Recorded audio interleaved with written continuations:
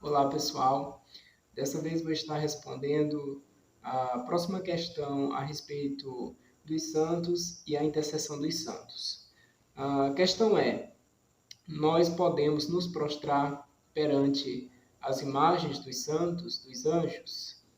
Antes, eu quero esclarecer uma coisa. Na Igreja Católica tem uma distinção entre adoração e veneração. Adoração é aquela honra absoluta que nós prestamos exclusivamente a Deus, honra esta que só pertence a Deus. A veneração é uma forma de homenagear, de honrar aos santos, aos anjos, aos servos de Deus. E essa distinção ela é feita pela própria Escritura. Eu estou aqui usando a tradução de João Ferreira de Almeida e eu vou estar provando essa distinção. Inclusive, eu vou estar iniciando a minha argumentação em dois textos do Novo Testamento que é muito usado pelos irmãos que, infelizmente, os irmãos separados, protestantes, que compreendem muito mal dois textos do Novo Testamento que eles usam para dizer que nós somos idólatras ao se prostrar, para reverenciar as imagens sagradas. Então, o primeiro texto que eles gostam de citar se encontra em Atos, capítulo 10, versículo 25. Atos, capítulo 10, versículo 25. Vou estar fazendo a leitura agora. E aconteceu o quê? Entrando Pedro, saiu Cornélio a recebê-lo. E prostrando-se a seus pés, o adorou. Mas Pedro levantou, dizendo: Levanta-te, que eu também sou homem. Esse texto é usado para condenar a veneração aos santos, o ato que os católicos têm de se prostrar, esse costume, na verdade, de se prostrar perante as imagens em reverência, em honra. Esse texto é muito usado para condenar essa atitude. Porém, o próprio versículo, ele refuta o argumento protestante. Porque nós nos prostramos para venerar, para honrar. Mas Cornélio, nessa situação, ele se prostrou e adorou. Ele deveria adorar somente a Deus. Isso é muito claro, isso nós concordamos. Agora, esse texto ele não serve para condenar a veneração aos santos, certo? Um outro texto, que também tem o mesmo sentido, mas eu não vou deixar aqui de refutar, é o texto de Apocalipse, capítulo 22, versículo 8. Vamos aqui ver o que diz o texto. Apocalipse 22, 8 diz assim: E eu, João, sou aquele que vi e ouvi estas coisas.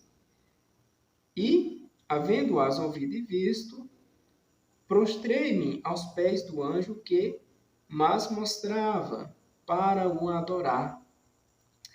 E disse-me: Olha, não faças tal, porque eu sou conservo teu e de teus irmãos, os profetas, e dos que guardam as palavras deste livro.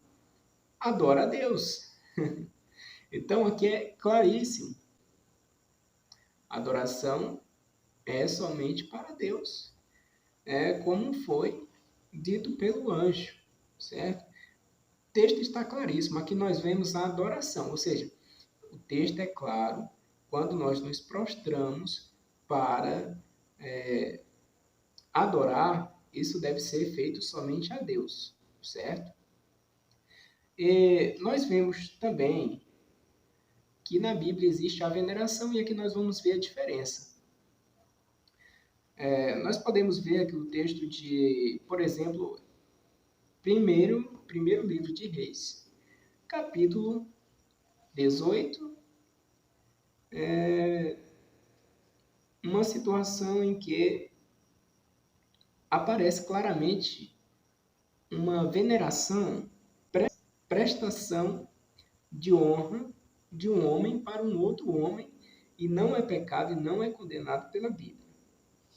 Vamos ver o que diz o texto. 1 Reis, capítulo 18, versículo 7. Estando, pois, Obadias já a caminho, eis que Elias o encontrou, e conhecendo-o, ele prostrou-se sobre o seu rosto e disse: És tu o meu senhor Elias? Veja só, a mesma situação, o mesmo ato de se prostrar, porém a intenção diferente. O sentimento, nesse caso, de prestar honra, era a intenção somente de honrar aquele homem de Deus. Diferente do Novo Testamento, as duas situações, que seria de adorar, ou seja, adorar somente a Deus. Nesse caso, foi feito um ato de reverência somente de um homem para um outro homem, para um servo de Deus. Igualmente a igreja faz para com os santos. Eu pergunto, agora diante do exposto, existe uma razão bíblica para proibir se prostrar perante as imagens? De forma alguma. Por quê? Porque as imagens, elas representam os santos, representam os anjos. Elas não são os santos e não são os anjos. Elas representam, certo? Para a veneração. E como elas representam, elas são um meio pelo qual a igreja faz isso, para com os santos e para com os anjos. Isso é claríssimo. Um outro texto também, alguém pode estar, talvez, querendo argumentar. Mas aconteceu perante Elias, um homem não foi perante uma imagem, não existe, talvez, relatos na Bíblia onde alguém se prostre perante uma imagem e isso seja legítimo, e isso seja correto. Talvez essa pessoa não parou para observar o que diz também o livro de Josué, né? De Josué, capítulo 7. Interessante notarmos isso também. Versículo 6. Josué, capítulo 7, versículo 6. Talvez muitos dos irmãos não tenham parado para observar, façam uma leitura da Bíblia superficial e não vejam as verdades expostas. Talvez façam somente uma leitura superficial, né? Não busquem com profundidade conhecer a verdade que está na Escritura, a verdade que está em detalhes que podem ser observados durante a leitura. Vamos ler o que diz aqui, Josué capítulo 7, versículo 6.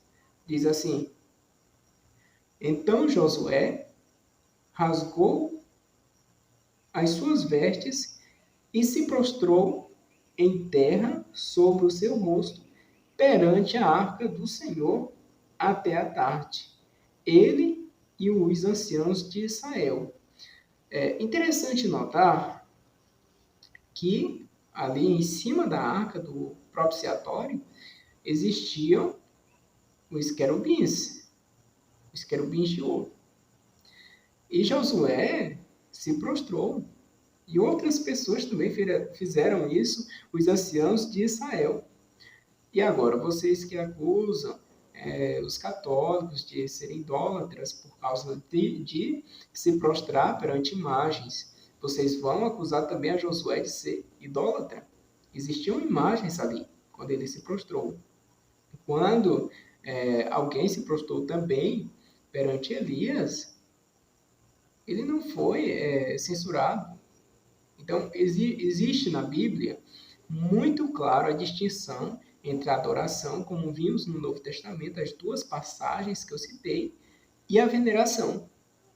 Eu creio que está muito claro. Então, nós até aqui já vimos que podemos fazer as imagens, nós podemos venerá-las, podemos nos prostrar perante elas. A próxima pergunta que eu estarei respondendo, a próxima questão é se nós podemos orar aos santos. E eu vou estar mostrando na Bíblia, na tradução de João Ferreira de Almeida, certo? Estarei fazendo a correta interpretação, sem desprezar o contexto de nenhum texto. Obrigado, peço que vocês também curtam esse vídeo, compartilhe e se inscrevam no canal, gente. Vamos estar ajudando aqui a esclarecer, porque tem pessoas que querem saber, pessoas até mesmo protestantes, questionam às vezes, até por questão de ignorância, porque não sabem, e nós estamos aqui respondendo e ajudando, tirando dúvidas e fortalecendo a nossa fé, mostrando que a nossa teologia, a teologia católica é brilhante,